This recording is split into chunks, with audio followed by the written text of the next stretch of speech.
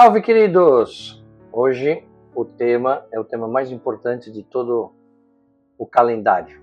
Nós que estamos aqui, que está estudando a palavra, os textos bíblicos. Nós vamos falar sobre a Páscoa. A Páscoa é uma das celebrações religiosas mais importantes do mundo, tanto para os judeus quanto para os cristãos, como a gente sabe. Ela tem origens no Antigo Testamento, e esse evento acabou sendo reinterpretado no Novo Testamento e continua, claro, a ter um impacto significativo na civilização ocidental até os dias de hoje. No vídeo de hoje nós vamos explorar a história, o simbolismo e as consequências da celebração da Páscoa ao longo dos séculos. Então existem duas, como a gente sabe, né, no texto bíblico ele diz que existem duas alianças de Deus com a humanidade. Foram feitas duas alianças. A primeira delas foi no Monte Horebe, na Península do Sinai, quando Moisés recebeu as tábuas da lei, quando o povo hebreu foi liberto, eles foram libertos da escravidão por Deus, do jugo egípcio. E a segunda aliança de Deus com os homens foi na Santa Ceia, onde Cristo introduz a Eucaristia, convidando os seus discípulos a comerem e beberem o pão e o vinho, que representa o corpo e o sangue de Cristo derramado por nós, chamada de Nova e Eterna Aliança. A palavra Eucaristia, ela vem do grego Eucaristia, que significa ação de graças. Então, no contexto cristão, a Eucaristia é o sacramento central da fé, instituído por Jesus Cristo da última ceia, quando ele tomou o pão e o vinho, deu graças e disse: isto é o meu corpo, que é dado por vós, repartindo o pão, Fazei isto em memória de mim. Aí ele tomou o cálice de vinho e disse: esse cálice é a nova aliança do meu sangue, que é derramado por vós. Esse texto você encontra no livro de Lucas, no capítulo 22. Então a palavra Páscoa, ela vem do hebraico Pesach, que significa passagem. A festa tem sua origem na história do êxodo dos hebreus do Egito, e tem um vídeo aqui no canal que eu fiz sobre o êxodo, assista lá se você puder. E está lá essa história relatada no livro, nos capítulos 12 até 14. Então, segundo essa narrativa bíblica, os israelitas estavam escravizados no Egito e Deus enviou 10 pragas para convencer o faraó a libertá-los, porque o faraó não queria libertá-los. Quando Moisés chega: e aí, faraó, vamos vazar daqui. O faraó: não vai não. Vocês são mão de obra minha, como é que vocês vão embora daqui? Falei: não, mas deixa, Deus quer que a gente vá embora. Falei: não vai nada. Aí Deus manda uma praga, manda outra, manda outra, manda outra, manda outra. E a 10ª e última praga foi a morte dos primogênitos egípcios, ou seja, os filhos mais velhos, de toda a população egípcia. Só que para que isso não acontecesse com o povo hebreu, eles foram instruídos por Deus a marcar suas portas com o sangue de um cordeiro sacrificado. Então, na noite anterior à saída, eles sempre sacrificam um cordeiro tal, e do sangue desse cordeiro, eles deveriam passar nas portas, para que o anjo da morte, quando passasse nas casas, ele ia ver esse sangue, sabia que aquele sangue daquela casa era do povo hebreu, ele ia pular a casa, por isso Pesach, e aí o anjo pouparia suas famílias. Então, é claro que não dá para aprofundar muito aqui nesse vídeo, porque o tema é outro, então é só para dar uma noção de onde veio. Então, a Páscoa judaica tornou-se um mandamento divino e sua celebração anual deveria lembrar a libertação do Egito e a intervenção de Deus em favor do seu povo. Então, na celebração da Páscoa judaica, o jantar cerimonial, que é chamado de Seder, ele contém elementos altamente simbólicos. Então, aqui vocês podem ver, nessa imagem, quais são os alimentos do jantar, que sempre tem que ter. Primeiro, o matzá, que é um pão ázimo, que é um pão sem fermento, Ele está aqui, onde você vê aqui na imagem, tem uma estrela azul, Ele não é um pão como a gente, normalmente pensa num pão francês alto, tal. Ele parece uma bolachinha bem fininha, Por que ele não tem fermento? Porque ele representa a pressa com que os israelitas deixaram o Egito sem tempo para o fermento crescer. Então, eu particularmente gosto muito do sabor, meus amigos judeus não entendem isso, mas eu gosto, né, de matzá. Um outro alimento é o maror, que são ervas amargas, que está aqui nessa estrelinha vermelha, que simboliza a amargura da escravidão. O outro é chamado cheroset, não sei se eu estou falando certo, é dessa estrelinha branca, que é uma mistura de frutas e nozes que lembra a argamassa usada pelos hebreus na construção do Egito. Né? Então eles trabalhavam lá na mão de obra na parte civil, né? Então usavam a massa para colocar lá os tijolos. Tem um outro que é o zeroá, que é osso de cordeiro, que não está aqui nessa imagem, mas recorda o sacrifício do cordeiro pascual. E o último aqui, que está nessa estrelinha amarela, que é chamado carpas, que são os vegetais verdes, que simbolizam a esperança e a renovação. Já para os cristãos, a Páscoa ganhou um novo significado com a morte e a ressurreição de Jesus Cristo. Os evangelhos, eles relatam que a última ceia de Jesus com os seus discípulos, como a gente está acostumado a ver, por exemplo, aqui nessa imagem, é evidente que é uma imagem fictícia, né? Até porque você vai com um grupo de amigos num jantar, ninguém senta só de um lado de uma mesa, tá certo? É estranho isso daí, né?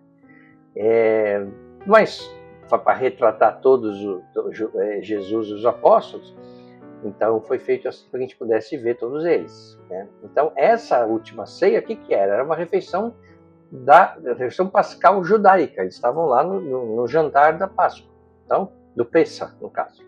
Durante essa ceia, Jesus instituiu a Eucaristia, afirmando que o pão representava seu corpo e o vinho seu sangue. Isso está em Lucas, no capítulo 22, né?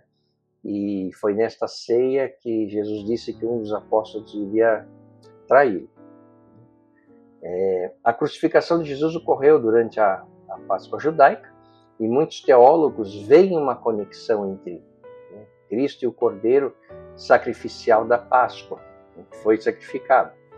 Assim como o sangue do Cordeiro salvou os hebreus da morte no Egito, o sangue de Cristo é visto pelos cristãos como aquele que traz a salvação espiritual da vida eterna. Então, a ressurreição de Jesus ao terceiro dia após sua morte é o evento central da Páscoa cristã, né? E ela assim, o evento central do evento mais importante de todo ano, muito mais importante que o Natal, que é o nascimento de Jesus, né? Por quê? Porque que a ressurreição? O que ela representa? Primeiro, a vitória sobre a morte e o pecado. Jesus, então, derrotou a morte, oferecendo a esperança de vida eterna. Significa também uma renovação espiritual. Então, a ressurreição simboliza um novo começo e a possibilidade de redenção. E a prova da divindade de Jesus. Então, para os cristãos, a ressurreição confirma que Jesus é o Filho de Deus. Por quê? Porque ninguém na história da humanidade ressuscitou, a não ser Cristo. Eu tenho um vídeo aqui no canal que eu fiz que fala sobre a ressurreição. Assista lá se você puder, e lá eu entro mais em detalhes nesse aspecto. Então a Páscoa teve um impacto profundo na civilização ocidental em diversos aspectos. Primeiro, o calendário. Então o cálculo da Páscoa cristã influenciou a definição do calendário gregoriano, que é o que a gente usa até hoje, né? Então nós estamos no ano 2025, os judeus estão no ano 5.700 não sei quanto, não lembro agora, mas porque eles não pararam a contagem, né, com o nascimento de Cristo. Também influenciou a arte e cultura, então pinturas, músicas, literaturas cristãs frequentemente retratam a crucificação e a ressurreição. Também tradições populares, costume como ovos de Páscoa, coelhos foram adicionados à celebração ao longo dos séculos, né? E aí uma questão, esse negócio de ovo de Páscoa, coelho, é uma questão secular, quer dizer, que não é sagrada, né, que foi sendo incorporada pela tradição cristã. Então, tanto os ovos e o coelho representam a renovação da vida, né, porque o coelho se reproduz muito e do ovo nasce uma nova vida, tá certo? Então, o renascimento é a comemoração da vida. E aí você pode dizer assim, mas como assim foi sendo incorporada pela nova religião? E aí a gente tem, para entender, a gente tem que voltar no tempo. Então, quando o imperador romano Constantino, ele decide então que a religião do império passa a ser religião cristã, não tinha ainda as várias vertentes, né? Era uma só, claro. Todas as pessoas do império, então, automaticamente passaram a ser cristãs, da noite para o dia. Né? Então não houve um processo de conversão. E aí vieram todos de baseada. Então as coisas começaram a passar por adaptações, ajustes e acertos com as práticas e costumes da sociedade da época. Então, só para esclarecer, o imperador Constantino, ele tornou o cristianismo uma religião favorecida do Império Romano no ano 313 d.C., com o Édito de Milão, que garantiu liberdade religiosa e encerrou a perseguição dos cristãos. Porque antes do Édito de Milão, os cristãos eram perseguidos, mortos, presos. Né? Ninguém poderia falar assim, abertamente que era cristão. Lamentavelmente, em alguns países até hoje isso acontece. Porém, Constantino não tornou o cristianismo a religião oficial do Império. Isso só aconteceu em 380 d.C., com o Édito de Tessalônica, promulgado pelo imperador Teodósio I. Então, quando você ouve falar, foi Constantino que oficializou a religião cristã do Império Romano, não. Ele falou, olha, para de perseguir. Ela só se tornou mesmo com Teodósio I em 380, sim, vários anos depois. Bom, então hoje, judeus e cristãos continuam a celebrar a Páscoa, cada um com seus significados. Para os judeus, a Páscoa é um momento de reflexão sobre a liberdade e a fidelidade de Deus e do seu povo. E para os cristãos, a Páscoa é a celebração mais importante do ano litúrgico, relembrando a morte e a ressurreição de Jesus. Tem algo na cultura judaica que eu gosto muito, de verdade, é que os judeus sempre tratam de contar as histórias para as crianças, tá certo? Então, antes do estabelecimento do Estado judaico, depois da Segunda Guerra, os judeus eles poderiam morar em qualquer lugar, que eles se mantinham unidos pela cultura, porque esse hábito dos pais, das famílias, contarem para os seus filhos a história do povo, o que aconteceu. Então, o momento de Páscoa não é simplesmente para sentar e comer, até passar mal.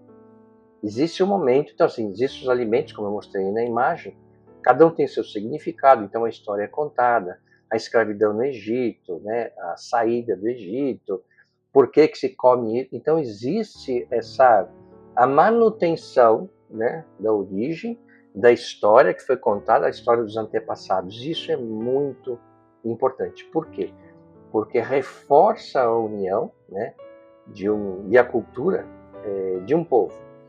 Então, eu super recomendo que na refeição de Páscoa, vocês tenham a oportunidade de contar o que significa. Por que nós estamos sentados aqui à mesa? O que significa a Páscoa? Principalmente para as crianças ou para os jovens que não têm noção e acham que Páscoa é só comer ovo de chocolate e coelho e pronto. Muito bom. Então, quando a gente fala de Páscoa, novamente eu faço a recomendação de nos colocarmos como protagonistas dos textos bíblicos. O que é isso? Eu sempre falo aqui no canal que teve uma mudança de chave na leitura da Bíblia para mim. A partir do momento que eu me coloquei no lugar dos protagonistas da história que eu estava lendo, a perspectiva da leitura tomou outra proporção. Por quê? Porque é muito comum a gente ler o livro e se afastar da história. Né? Então, tem lá, está acontecendo uma história, a gente está aqui observando. Quando a gente se coloca no lugar das pessoas que estavam lá, que tem nos relatos bíblicos, a gente começa a perceber e começa a sentir o que estava acontecendo. Muito bem. Então, na ocasião da Páscoa, que é um momento de festa, aliás, muito embora a minha lembrança desde a infância, imagino que com você também, é um momento pesado, de tristeza, mas a origem não é essa. É claro que Cristo morreu na cruz de forma indigna na sexta, mas no domingo ele ressuscitou. Para os judeus, a Páscoa simboliza a alegria da libertação da escravidão do Egito. E para os cristãos, a alegria da ressurreição de Cristo. Então é um momento de festa e de alegria. É como se os judeus, imagine se os judeus se reunissem na Páscoa para fala sobre a escravidão, um momento pesado, triste, nefasto da história do povo hebreu, né? Então, quando a gente está falando da Páscoa, eu acho que é legal dar mais peso para a ressurreição do que para a morte de Cristo na cruz. Então, nós estamos aqui comemorando, né, tanto o povo judeu, que é a libertação da escravidão do Egito, quanto os católicos estão comemorando o quê? Né? A ressurreição de Cristo. Então é um momento de alegria, de festa.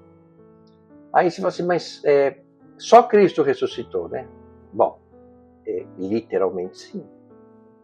Mas vamos estender esse conceito para todos os que creem em Cristo. Então a morte de Cristo em nós deve ser compreendida como a nossa própria morte. Mas a morte física, não. A morte de uma vida de pecado e o nosso renascimento para uma vida com Cristo, já que fomos perdoados dos nossos pecados. Então, assim, presta atenção. Cristo morreu fisicamente e ressuscitou. Quando Cristo morre, quem crê em Cristo morre junto com Ele. Não fisicamente, mas abre mão de uma vida de pecado. Ou seja, não foi apenas Cristo que morreu na cruz. Todos os que creem também morreram com Ele. Para quê? Para renascer para uma nova vida. Né? Então, algumas pessoas podem pensar que, já que Cristo morreu por nós e fomos perdoados, então está tudo liberado, eu estou limpo. Né? Posso zoar aqui que estou perdoado. Mas não é assim. Não é esse o ensinamento. Né? Então, assim, a gente morre com Cristo e renasce para uma nova vida. Então, ao assumirmos Cristo em nossa vida, você abdica de uma vida incorreta, se por acaso você tiver, claro, de pecado, e passa a seguir os ensinamentos de Cristo. Uma vida de compaixão e amor ao próximo. Ou seja, ao renascermos em Cristo, temos que modificar a forma pecadora que tínhamos e viver para materializar em nossas vidas o que Cristo nos ensinou, entende? Então assim, mas não, eu vou virar santo, eu vou ficar enclausurado numa igreja. Não é isso que eu estou falando. Pecadores todos nós somos. O que é importante é ter em mente que para a morte de Cristo não ter sido à toa, significa que nós morremos também. Claro, na medida do possível, é assim. Nós temos como nos igualarmos a Cristo? Não. Por quê? Porque somos pecadores, não sei o que, a gente não consegue. Mas é nosso dever tentar imitá-lo. Isso é o que eu penso. Assim, posso ser igual a Cristo? Não. Mas eu vou dedicar minha vida para tentar imitá-lo. Esse é o renascimento em Cristo. É claro que nós vamos errar, claro que nós vamos cometer pecado, claro que nós vamos falhar. Não é verdade? É assim como um pai vendo uma criança, né, um filho, uma filha, imitando os pais. A criança imitando os pais é igual aos pais? Não. Mas é tão bonitinho de ver. Entende? Quer dizer, a analogia? Então, ao nós tentarmos imitar o que Cristo nos ensinou, é como se Deus ficasse feliz com a gente. Entende o que é esse renascimento? É a gente, na medida do possível, claro, tentar imitar Cristo e levar em consideração os seus ensinamentos. É isso que nós estamos falando. Então, assim, quando você se dá conta disso, a gente começa a perceber a importância e o peso da Páscoa. Então, a gente sabe, Páscoa não é comer chocolate, tá certo? E não é, tá bom, Cristo morreu na cruz, ressuscitou, legal, agora vamos comer aqui bacalhau e depois comer ovo. Não é isso. Não sabe que você pode comer bacalhau, claro que você pode comer ovo, claro que você pode se empanturrar, isso não tem nada a ver com a tua vida. O objetivo do canal aqui é que a gente possa fazer juntos uma reflexão sobre o que aconteceu e o significado disso, não é? Mas Cristo ressuscitou, tá bom. Aí você fala assim, legal, ele ressuscitou, mas onde é que ele está, hein? Está no céu? Onde ele foi? E aí o que Cristo nos ensina, né, é que ele está muito perto de você. Na verdade, está dentro de você, vivo em seu coração, para os que creem. Então, de acordo com Cristo, cada corpo físico passou a ser um templo de Cristo. A gente não precisa de um local físico para nos sentir perto de Jesus. Ele está com todos vivos nos nossos corações. Ou seja, por isso que a gente não precisa de um templo, de um local físico, porque Cristo vive em nós. Isso Significa que não precisamos da igreja? Não é isso que eu falei. Né? A vida do cristão é um eterno processo de conversão diária. Eu vou até repetir. A vida do cristão verdadeiro é um eterno processo de conversão diária. Diariamente a gente tem que fazer opção se a gente vai se converter para a vida pelos ensinamentos de Cristo. Diariamente. Não é que você vai lá preencher um formulário, um local. Religião, você põe, nem sei se perguntam isso ainda, ou se é politicamente incorreto, sei lá. É católico, ou protestante, não importa. Não é isso. Diariamente você acorda, você tem que fazer opção. Fala, cara, eu quero ver se hoje eu farei a opção por estar com Cristo. Todos os dias. Então, a oração, a leitura da palavra na Bíblia, a participação na igreja e os atos de caridade devem fazer parte da vida do verdadeiro cristão. Cada uma dessas ações tem o seu papel. E claro que nesse vídeo eu não consigo aprofundar pelo tempo, mas aqui no canal eu fiz um vídeo específico sobre o poder da oração. Se você puder, assista. Tá? Então assim, a lei do Antigo Testamento foi escrita nas tábuas de Moisés, como a gente sabe. A nova aliança com Cristo foi escrita onde? Nos nossos corações. Por isso então que Cristo vive em nossos corações. Então, o jantar de Páscoa do Antigo Testamento e a adoção dessa prática pelo cristianismo, e claro, pode ser um almoço nos dias de hoje, representa um momento, um jantar que nunca terminou. É um momento de união, de celebração e comunhão com as pessoas que relembram quem nos liberta e salva. A refeição feita na companhia de outras pessoas tem como um dos objetivos reforçar laços de união entre as famílias. A refeição sempre é compartilhada, nunca é feita de forma individual. Não sei se vocês já notaram. Então, a Páscoa é um evento de profunda importância espiritual e histórica. Desde suas origens no Antigo Testamento até sua transformação no cristianismo, seu simbolismo continua a impactar a fé, a cultura e a sociedade até os dias de hoje. Então a Páscoa ela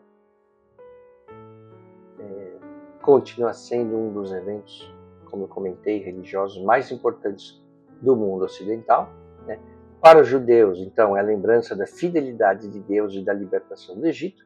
Já para os cristãos é a celebração da ressurreição de Cristo e a promessa da vida eterna. E a Páscoa ela nos relembra de vários ensinamentos de Cristo. Um deles, e que não é tão explicado, é sobre a comunhão. Então, assim, vamos compreender a palavra. A gente entende a palavra comunhão, mas eu gostaria de explicar de uma forma objetiva. Então, a refeição da Páscoa, como a gente sabe, é para ser feita em grupo, como eu comentei, não importa qual seja. Geralmente em família, com pessoas queridas, amigos e tal. E nesse momento, a gente tem algo mais explícito, que é a socialização entre as pessoas. Mas há uma diferença entre socialização e comunhão. Explico, quer ver? O grupo de Cristo, os apóstolos, eram formados por pessoas de perfis e visões muito diferentes. Por exemplo, o apóstolo Mateus, ele era um publicano, ou seja, um cobrador de impostos. Esse grupo de pessoas eram considerados, na época, a escória do povo. Por quê? Porque eles cobravam impostos para os romanos, que oprimiam de forma violenta os hebreus. Eles eram vistos como traidores da pátria. Então, uma coisa é cobrar imposto, que já não é legal. A outra é cobrar imposto para um império que, comandava com mão de ferro. Eles judiavam das pessoas. Então, essas pessoas que eram judeus, eles eram os traidores da pátria. E Jesus vai lá e escolhe um publicano para estar com ele, que é Mateus. Por outro lado, tinha também um apóstolo que se chamava Simão, os Zelotes. O que é um zelote? Ou o que eram os zelotes? Os zelotes, eles eram um grupo político religioso judaico, da época de Jesus, claro, conhecidos por sua resistência contra a ocupação romana na Judéia.